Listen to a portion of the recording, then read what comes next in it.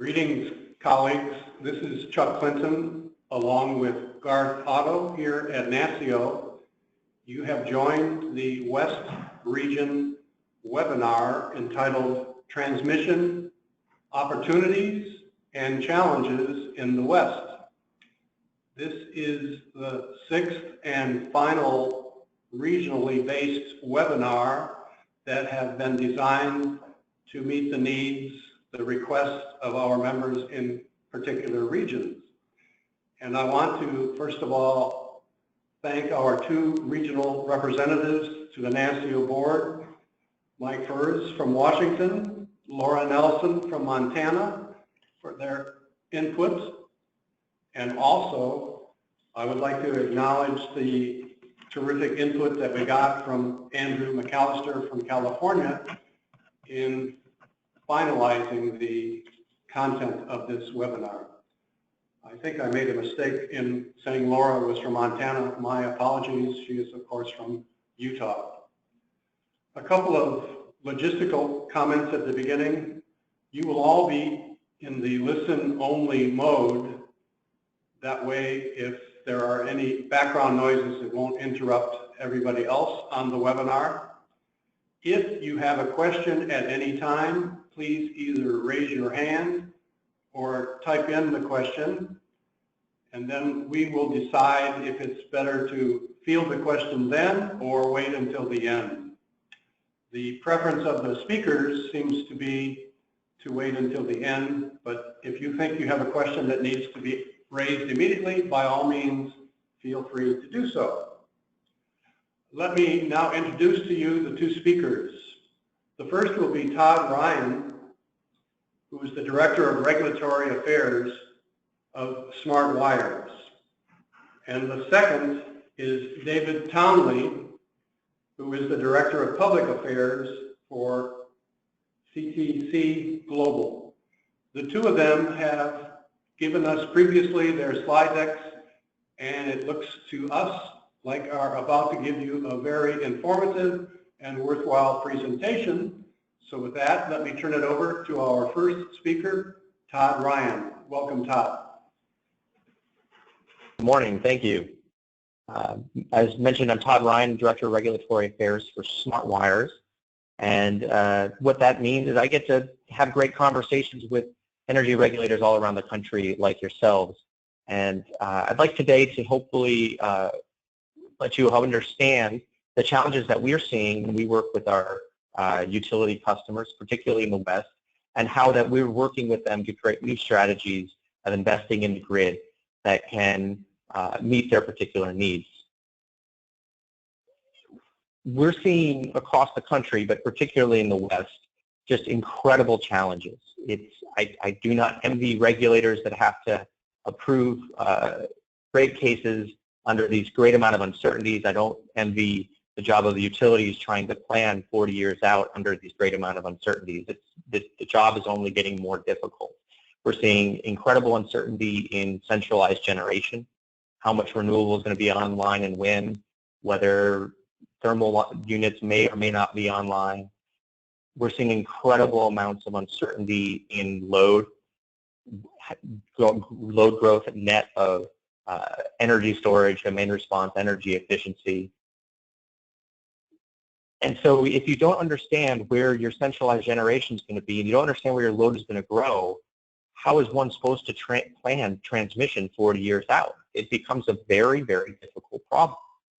Additionally, we're seeing incredible growth in NIMBYism or NOPE or bananas or whatever acronym you like to use, but public opposition to new transmission is growing and becoming more organized.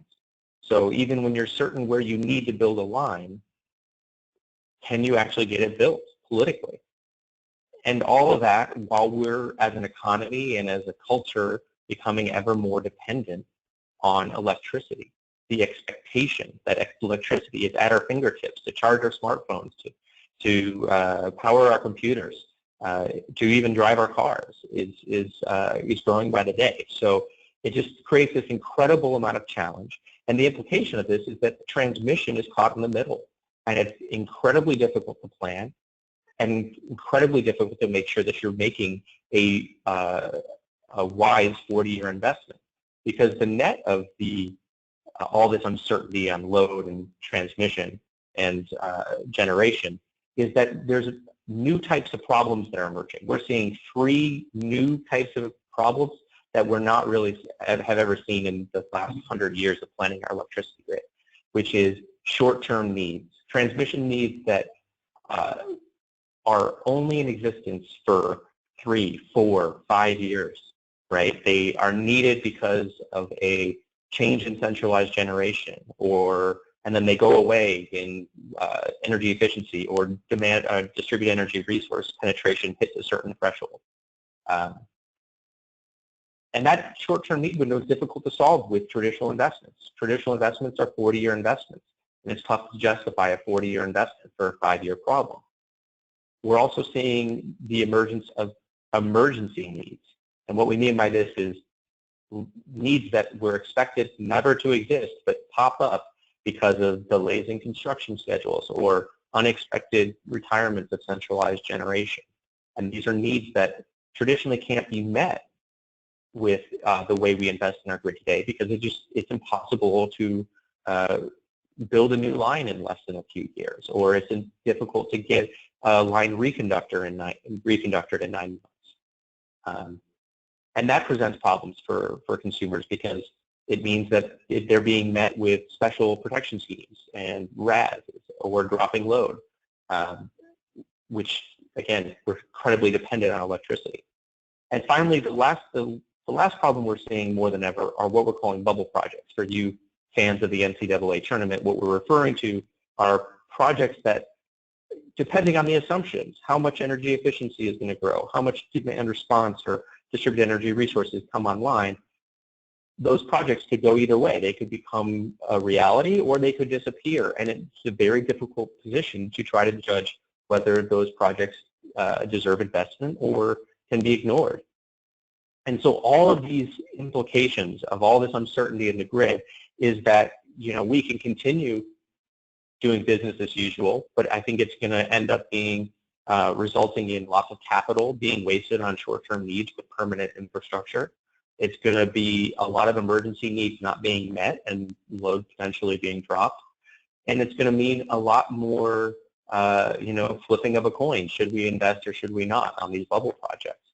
And what you really need is to leverage the advanced technologies that are now becoming available to address these issues and augment our current methods of investing in the grid to create a more holistic perspective, to make sure that you're only building when you need to build and you're leveraging the new technologies where you can.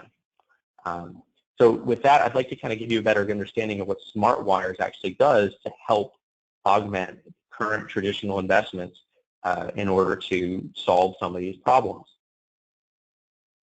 Before Smart Wires, you see a typical planning scenario, right? You're using centralized generation to meet load, and you have a 5% overload on a line. And so typically this would mean in the short term you're constraining generation and doing sub-economic dispatch. In the long term, you're looking to reconductor or voltage upgrades, or even potentially building a new line to deliver that load into generation, into the load center. What Smart Wires can do is we can put our technologies on that constrained line, and we can push power onto parallel underutilized lines, relieving the constraint, delivering more power for less money and for lower environmental impact. We can also put our technologies on the underutilized lines and pull power towards those underutilized lines, again, relieving the constraint line, and again, with a far smaller environmental impact and hopefully for a lot less cost. So what this means is that this one elegant function of pushing and pulling power around transmission constraints can have a lot of applications, and particularly can solve these 3 problems that we're seeing: the short-term needs, the emergency needs, and the bubble projects. So I'm going to walk you through a quick vignette of how we actually do that. So we're going to see in this, we're going to see that the fact that our technologies are quickly deployable and that they're movable, redeployable, can help address those three issues. So here's just a made-up grid where you have some centralized generation, some load centers, some renewable power, some thermal units, and there's quite a bit of uncertainty in terms of where, how these things are going to resolve in time. And so what you see in the southern portion of this grid is some renewable power, and you see we can insert our devices into what we call a smart bank, and this is helping deliver renewable power to load at the moment. But they don't know exactly how much load is going to be delivered.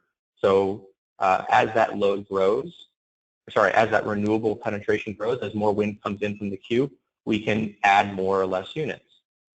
Additionally, because of maybe because of emission standards, or maybe because of pure economic reasons, a grid is going to, a plant is going to close. So we can put some devices over in the other corner to help import more power and resolve issues around that plant closure. But of course, when one plant closes, maybe another plant's going to open up, and that we won't need to import as much power anymore. So you can move the devices around your grid to quickly augment the investment. I apologize, some of the animation isn't quite working as expected. Oh, there we go. So we would move devices from the upper right-hand corner to the left-hand corner to help bring on that new generation. And all our devices are quickly deployable, so we can bring these online in a matter of months instead of years, and they're redeployable, so you can move them around as problems change. So that makes you able to address these short-term need problems. You solve the need for the duration that it's needed, and then move them to a new problem and not waste any investment solving a problem that's now disappeared. Additionally, because they're quickly deployable, you can solve these emergency needs and invest in your grid to avoid load shedding where traditional investments couldn't be built in time. And these bubble projects, you can invest small amounts now and increase or decrease as needed as the uncertainty of the future resolves. So you don't have to worry about whether or not you made the right choice, whether you don't even have to flip a coin anymore to whether or not you should invest in these bubble projects. You can invest incrementally and increase or decrease as needed. So again, we see a lot of different applications, right, to applying this ability to push and pull power around transmission constraints, and a lot of applications for the flexibility in how one invests. And so that could be, building a more flexible and capable transmission grid for a fixed capital budget. It could be solving quick emergent problems. It could be for helping to integrate renewables. It could be building more for the same amount of money, or trying to reduce capital spend if needed.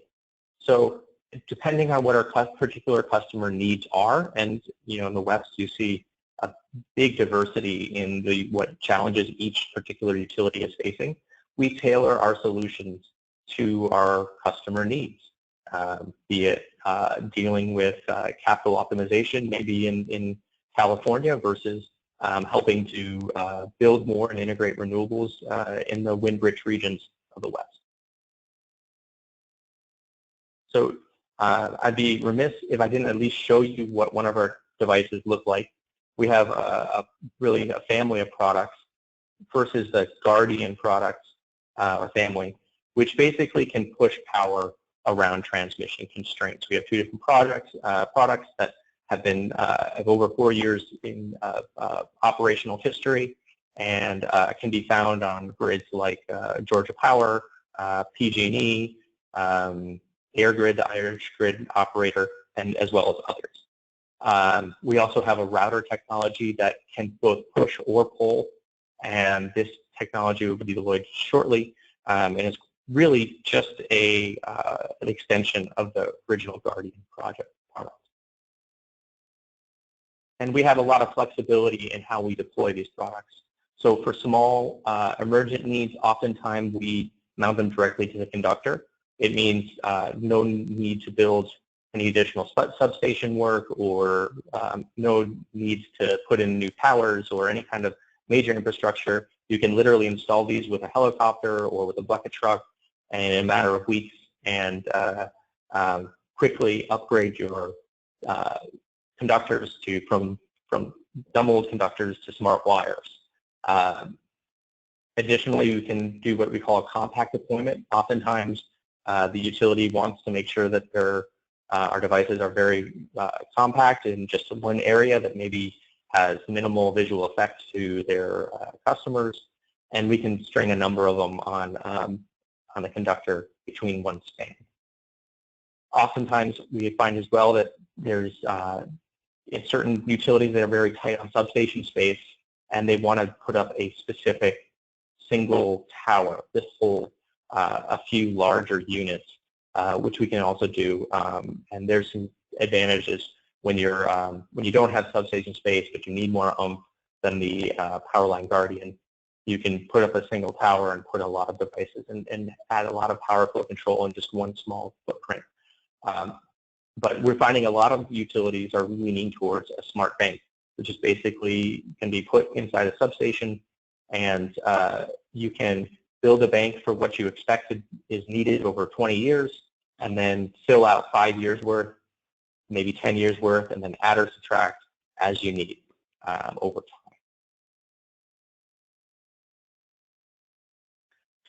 You know, SmartWires, we're a startup company. We sell to utilities, but and we're based out of San Francisco, but we're far from what many people think of in terms of a San Francisco startup.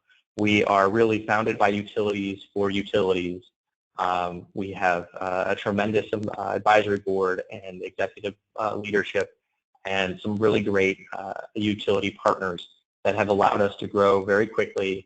And as you can see from the sampling of customers, you know, really grow around the world because the physics of grids work the same around the world.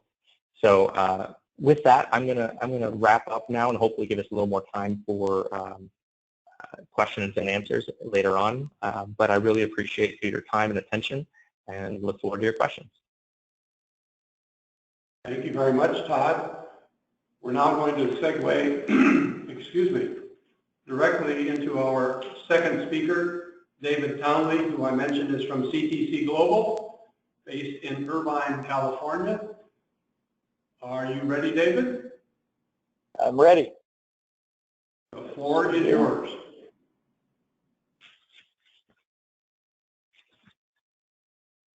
All right, very good. Yes, I'm Dave Townley with CTC Global Corporation, Director of Public Affairs. And I'm thrilled to share with you some activities and opportunities that we're seeing here in the U.S. Todd did a great job describing some of the uncertainties that we're seeing in the current grid, and from the SmartWires perspective, how to build a dynamic and flexible grid going forward.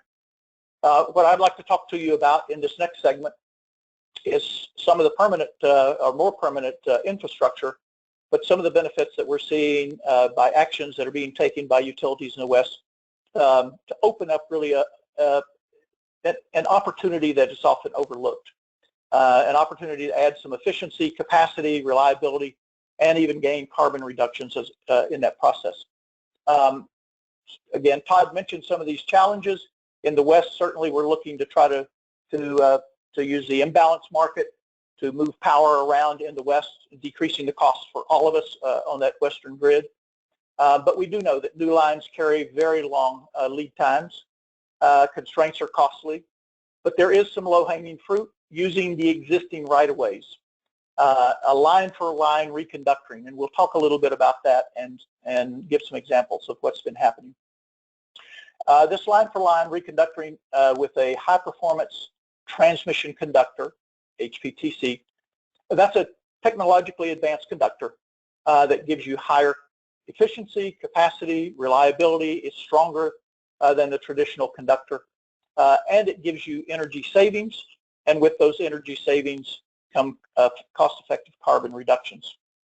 Now I'm going to comment a little bit by way of examples, one particular product within this family or this class of high-performance transmission conductors, and that is the ACCC, or we say ACCC conductor, invented at CTC Global. This ACCC has been in the field for over 12 years, more than 450 projects in 40 countries, 150 utilities, 45,000 kilometers installed, and it's distributed to the local markets through 25 global suppliers. In Irvine, California, CTC produces the core, and we'll see that core in a minute. But it produces that core. Last year, 30 million feet of that core were produced in Irvine. That core is shipped around the world to stranders who put the final aluminum and serve the local markets.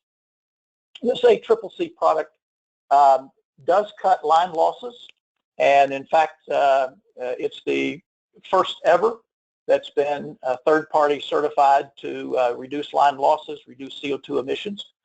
It provides about 2 times the capacity as the traditional conductor provides, and we can do that on the existing right-of-way, and we'll give some example. It is reliable. Historically, this class of conductor was used to eliminate line sags. It's stronger than the steel core that it replaces, resists corrosion, and because it can be used in lower sag, you actually can put towers. If you're building new right-of-ways, you can put towers further apart, even smaller towers, and reduce the environmental impact. A couple of pictures. Here is the traditional or original use of this class of high-performance transmission conductor. Crossing a river. In this case, it's a current project. This picture just came in a couple days ago. I thought I would share it. In Malaysia, crossing a 2.5 kilometer river crossing as part of a 50-kilometer connector line connecting generation up to the grid. Also wanted to show you a year ago, Oklahoma Gas and Electric, who had put up some ACCC conductor during a tornado. Empty shipping container had been picked up and thrown into the lines, shredded the lines, shredded the aluminum, but that core, that composite core, stayed put. And because it was still in the air, they were able to go in, splice in, and return to service very rapidly. So here's the situation we really have. We've spent billions of dollars for improving generation efficiency, even new technologies, and we spent billions of dollars increasing end-use efficiency, but we deliver that electricity over 100-year-old technology lines. And those outdated conductors just can't really meet what we need for the modern grid. We need more capacity to accommodate renewables and new loads. The efficiency that we can get from these modern conductors can cut costs and reduce emissions. And always we're needing more reliability, more resiliency, and security in the system. Modern conductors can provide this, carrying twice the amount of power as a traditional conductor and cutting line losses by 30%. So how does it work? It really is just one more opportunity where carbon fiber is replacing steel, and we see some examples there in the top where we know that carbon fiber is replacing steel in all kinds of structural components. But here in the picture, you can see that the traditional, conventional steel core, ACSR, aluminum conductor and steel core, uses round wire, round steel wire for the core, and round aluminum wire to carry the electricity. By replacing that, that steel core with advanced composite core, we actually can get a smaller diameter core that's actually stronger than the steel it's replacing, doesn't corrode and yield or fatigue. And by using the trapezoidal wire that you see replacing the round wire, we're closing up all of those holes. And that combination of trapezoidal wire and the smaller core actually provides 28% more aluminum for the same diameter wire. So wire for wire, diameter for diameter, its weight is the same or lighter, but has 28% more aluminum. And that more aluminum, more conductor, is the equivalent of providing you what would you would get from a larger wire traditionally. So that really is what's giving you better flow, a lower resistance for every amp level of amp flow that comes across the wire. You're going to get a lower resistance, you'll get energy efficiency. And so here's an example with AEP Texas. This past year they completed a project. Long time in the planning, it was 240 circuit miles on a 245 kV line. They needed to reconductor those lines to increase the capacity somewhat. They needed more strength. They were getting stronger storms. And they looked at how they were going to take these out. They needed to get replacement power. They needed to schedule well in advance to take out these lines, take out this right-of-way to put these new lines in. And they opted instead to go with a line-for-line replacement right on the existing towers. The tower was designed for certain weight, and you now could replace the same weight, the same diameter, but increase the amount of capacity that you could get across that line. And that's what they chose to do. They didn't have to take out the lines. In fact, they did this with a live reconductoring, hot reconductoring. So they were looking for more transfer capacity, a little more capacity, and more reliability, corrosion resistance. They got that, but they got even more. As they cut the lines in one by one, phase by phase, they saw that they were getting efficiency savings. And when they completed the 3 phases, they were seeing that just in year 1, across that 240 circuit miles, they were saving more than 283,000 megawatt hours, delivering more electricity with less loss. And that alone for them in Texas was about $34 million in year 1. Because they weren't having as much loss, that freed up generation capacity 34 megawatts, of which was just serving the losses on those lines. And they got the capacity they were looking for. They got the ability to carry 2 times the amount of current through that same diameter wire as they could have with the ACSR, with the traditional. And because they have the efficiency gain, we refer to it as free capacity, but it just means that you can trade that efficiency, grow the amount of total amp, total load served by that line. In their case, almost 15% growth in the entire load of the line before they got back to the losses that they were experiencing when they took the line down from the ACSR. And we just refer to that as free capacity, but it's just trading that efficiency gain for capacity. And they got the reliability. They didn't get the line sag. They got stronger than steel performance and corrosion resistance. They did it ahead of schedule because they didn't have to schedule. They didn't have to buy replacement power for all that. They did the live reconductoring, and they saved more than 166,000 metric tons of carbon dioxide in the first year. Like taking 34,000 cars off the road just in year 1, just the efficiency savings, the energy savings that they got. And here's a picture. I wanted to share with you how they were doing that, live reconductoring. They actually took, they put up temporary poles down the side. They first moved phase A and moved it over here, the old line, and they replaced phase A with the new conductor. And then they cut in line A, but because they had all this wire over here, they now electrically were able to take the B line and electrically transfer the power to this line on the temporary. So now they had A, B, and C. They could now replace the B line. And of course they did the same with C. When they got to C, they just electrically put the C over on the old line that was on the temporary, replaced the C phase with the new ACCC, and then energized the C. They were able then to take all of that down, and they had live reconductoring, 3-phase with new ACCC conductor. So what is the best untapped resource that we're seeing for energy savings, carbon reduction? Certainly to be done here in the West, it's the high performance conductors on existing right-of-ways. It's overlooked. You can double the capacity inside those corridors. And I want to comment on that. You wouldn't plan to put 2 times the amps across that line. Losses are losses. Amp squared is amp squared. But you've got that resiliency in the system. When you've got lines that drop out, a substation that drops out, unexpected flow changes, this now will stay in the air with 2 times the capacity flowing through it and not violate clearance. It's going to stay in service, increasing your resiliency.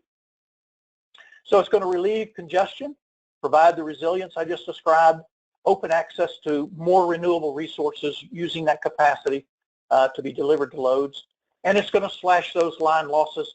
And we see anywhere, depending on the loadings on the line, from 25 to 40% line loss reductions. And you get faster siting. If you're reconductoring an existing right-of-way, but you're doing it using traditional line, you've hit your limits on that line, so you're needing to put a bigger wire. And to do so, you will need often a tower that's larger or stronger to carry that weight of a larger line. You need to do that under a construction permit, and those construction permits may take years. By doing a line-for-line replacement, they do it under a maintenance contract, which they can get and literally be installing the following year with the materials that they've got. So faster siting, permitting, they can get the job done very quickly. It does eliminate the line sags, resist the corrosion, stronger than steel, resilient, reliable that we've described. And the energy savings actually pay for reconductoring. And the carbon reductions are free unless you're taking those into economic account. So what's changing? What's changing, we see more of a drive, particularly in the West, to get more out of the existing right-of-way that you've got. So how can you expand those right-of-ways, get more renewables, keep your resiliency or improve it, keep your reliability? But what's not really changed, it's beginning to change. And we see it, Southern California Edison has stepped up and is now doing just this right-of-way improvement and getting the capacity they need, getting the resilience they need. But often across the wide range, we're seeing that the owners, the planners, the transmission planners, the regulators even, are not yet considering this capacity and efficiency benefit. They're still thinking of this class as a low sag solution and not considering this capacity and efficiency they can gain when used right in the existing right-of-way. So what can you do? For you guys, you're not buying the wire, the utilities are, but you certainly set the stage. And you can just ask the question. Begin asking, have you considered high-performance transmission conductors for this project? And that really should be for every project. And we should be thinking about reconductoring heavily used lines to maintain the reliability, reduce the losses, increase capacity right in that existing right-of-way. Certainly new lines, and they're going through those choices and trades. We're working with a number of customers to do that. But I wanted to emphasize this reconductoring of the existing right-of-ways and bring that to your attention. Thanks for your attention, and looking forward to answering questions. Thank you very much, David. While waiting for the people who are online to either raise your hand or type in a question, let me pose one to both Todd and to David. If you were king, what would you like to see state energy offices do that they are not presently doing to make all this happen, this better day? Todd, will you start? Yeah, that's a question I've often thought about, and it's a little bit difficult as in many of the issues we're facing today, the jurisdiction between state energy offices and federal energy regulators is blurring. But I think the biggest thing state energy regulators can do is, just as David alluded to, is to ask questions, right?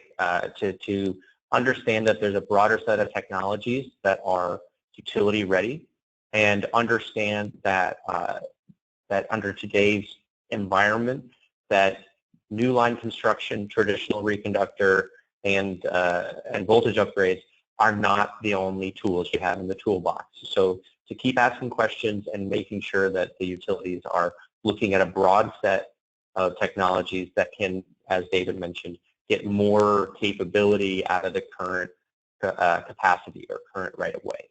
Because both of our technologies do that, as well as, there are other technologies that also fit this kind of description, and that could equally well be represented here, such as dynamic line rating and energy storage.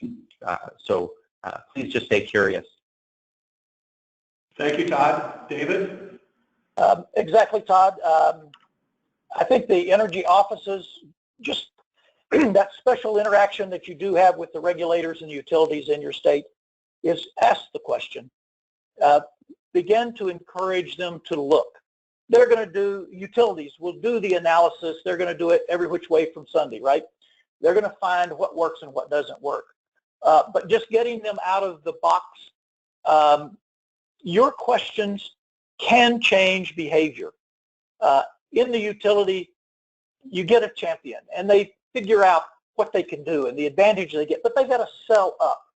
And that's risky in their view of what's going on. But when you begin asking the questions, they're responding. You will change their behavior. They'll begin to look.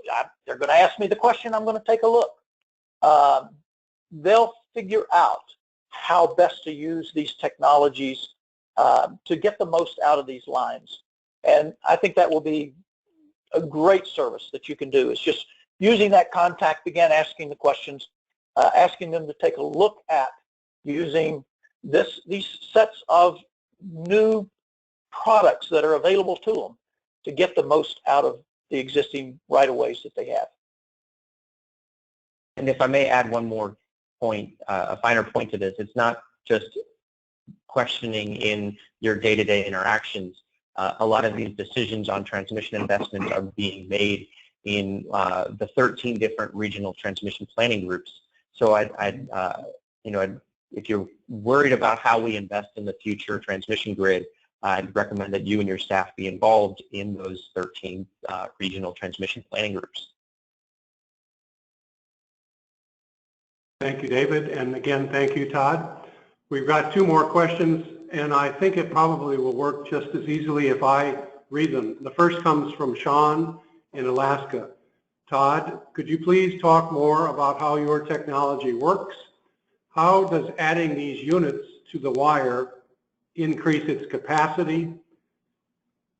And state the answer for a non-electrical engineer, please. Absolutely, that's my specialty. It's non-engineering folk. Essentially, our technology doesn't increase the size of the pipe. It doesn't increase the capacity. It can help make the wire more or less attractive to power flow, and therefore take advantage of underutilized capacity that already exists. So I often use the analogy of highways, right? You can build a new lane, you can build a new highway, but it is costly and takes a lot of time, and you dig up a lot of dirt. You can also rely on carpooling. That would be energy efficiency equivalent. But people don't like changing their behavior. There's additional ways of investing in our infrastructure, like David's technology and SmartWire's technology, that can get more out of the current network, right? And so ours would be similar to like real-time navigation data. Many people use Waze or Google Maps on their phone to help them get through the highway system more efficiently or effectively.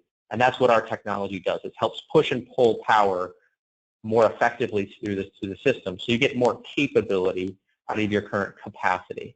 And that didn't fully answer your question, and please email me, and I'm happy to discuss it further with you offline. Thank you, Todd, and thank you, David. The next question is going to be posed by Andrew McAllister from California. And I think in this case, we will unmute you, Andrew, and then you can ask the question directly. Can you all hear me? Yes. Great. Thanks a lot, both of you.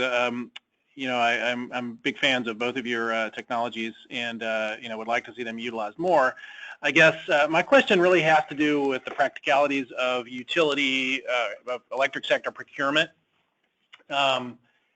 Is there, you know, well, infrastructure procurement processes can be pretty complicated, and they're highly constrained often, and they're definitely based on past existing practice. So, you know, could you tell us anything or make some suggestions for us as state energy officials that we can make to our ISOs and our PUCs to make sure that these and other lower cost and more easily implementable options are fully considered in their procurement processes?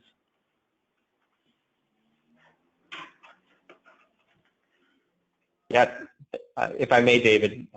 Sure. Thank you, Commissioner McAllister. That's a very insightful question, and it's definitely one of the barriers that any new technology faces when selling directly to utilities.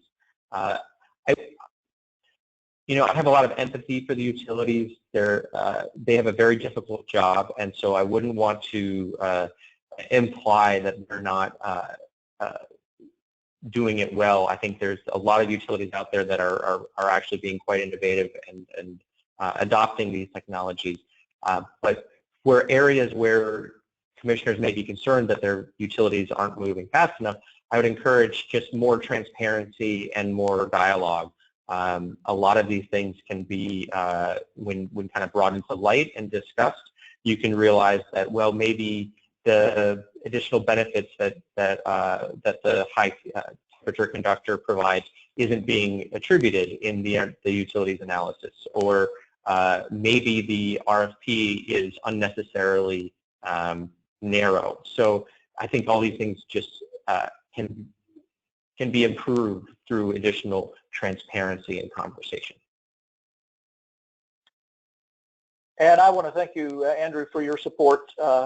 Certainly, you and your folks in the California process is beginning to ask the questions of the regulators, the utilities. And it showed up in the CAISO transmission planning process this past year.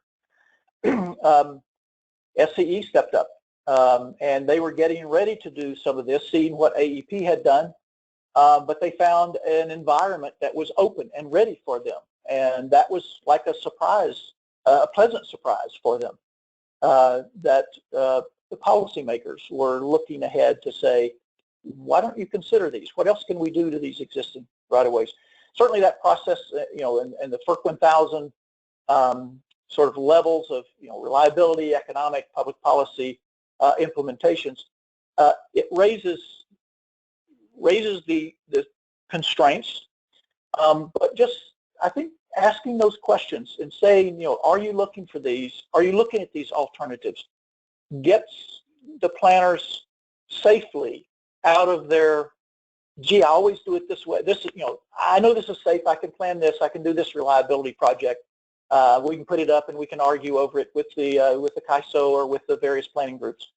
But just by asking the questions and having them step up and say what they considered and didn't consider is making a difference. And I think that's important role, a very important role that the energy offices can play is, you know, we're going to need some new lines. There's no doubt.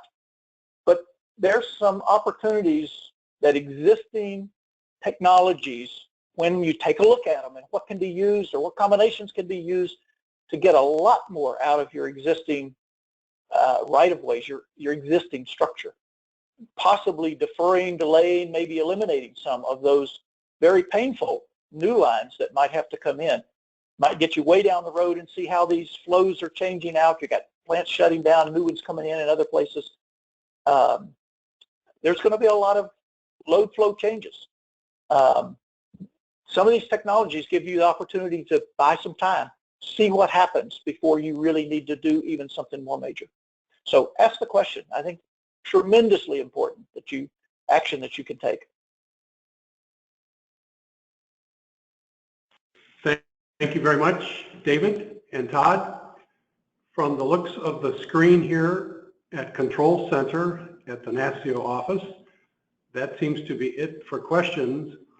I would like to make a couple of final closing remarks. First of all, this webinar has been recorded, and if anybody would like to access that, Garth will be happy to supply it to you with a simple request. The same is true for the 2 slide decks that both Todd Ryan and David Townley utilized in making their presentations. They are more than happy to share them, and we here at NASEO will be glad to distribute them. I want to close this webinar by saying sincere, deep thanks to both Todd and to David for outstanding presentations. The participation has been widespread across the Western region. You hit your target audience, and since this week is the beginning of baseball season, I will suggest you both hit it out of the park. You hit home runs. Thank you very, very much. And to all of our participants, thank you for being on there. Have a great day. Thank you all. Thanks for your participation.